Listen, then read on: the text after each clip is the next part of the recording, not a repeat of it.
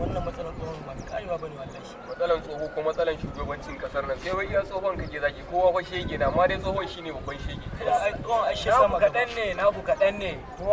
babu gaba abinci komai ma fa babu. Wai shugaba da kake magana manyan kasar nan ai shine mai control din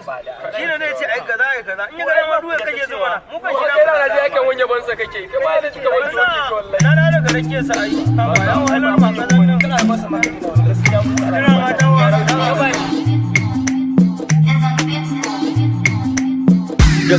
gaskiya ce ko da za a kita mu masu faɗan gaskiya ne ina faɗan gaskiya ne don ina tsayar da gaskiyan ne magana zan yi kanku duka al'umma ya za a yi mu sai da gaskiya al'umma duniya kenan sai da gaskiya amma ta wata hanya za mu tsaye da hakan shine kawai mu tsaye da gaskiya al'umma rashin gaskiyan ya samu wani hali mu da zanin mu amma ba mu da dan kwali laifin yana kan mu ne dukkan matasa ba wai sai matashi ba kowanne jinsi wannan shawarin gare ku ne al'umma komai za mu yi mu duba addinin mu muna magana ba gaira ba dalili magana mai daɗi baya fita gare mu sai zagi da tsangwama shine kwa aikin mu ta yaya ne za mu ci gaba a haka shi ma dan adam ne iri na irin ka amma jama'a ta ya za mu gana haka shine kawai mu daina zagin shugabanmu alhalin mu muka zabe shi da hannunmu yau kuma mu muke zagin sa da bakin mu kowa kuma ya san laifin yana gare mu inda laifinsa mu ma aito da laifinmu duniya kenan sai da gaskiya a wannan rayuwar ba a tsayar da gaskiyan wani sabo ne wanda ba a aikatawa caca zina da shaye-shaye ana aikatawa sane sata kidnapping ana dan tabawa cin hanci da rashawa da gulman mutane ba mu tsayar da ibadu ba mu yin sallah mu dai burin mu kullum mu aikata sabo ta yaya ne Allah za ya bar mu haka dan ya dan jarabce mu akan halayen mu amma jama'a sai mu ce wai shugaba ne in ma ya kara to yanayin kasan ne sabida mun dagulta lissafin kasar ne ya kamata mu nutsu mu gyara kasar mu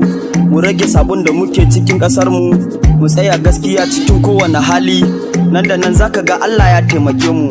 mu tsaya karfi da karfe akan kafar mu mu amfana da albarkan cikin kasar mu amma jama'a mun tsaya muna ta hauka muna ta zagin wani washi shugaban mu ba zaki zamu yi ba mu duba mu gyara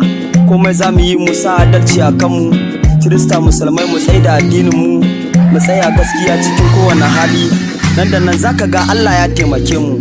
amma jama'a har yanzu ba mu gane ba mu gane me ke damu cikin kasar mu ba akan halin mu suna jima zan yi kuka saboda ba ma lissafi akan iyaka tunanin da muke ya wuce tunanin mu har yaushe zamu ta wahala kwakwalwar mu kan damuwar da mu muka sama akan mu nutsu mu gyara abun da ke damu mu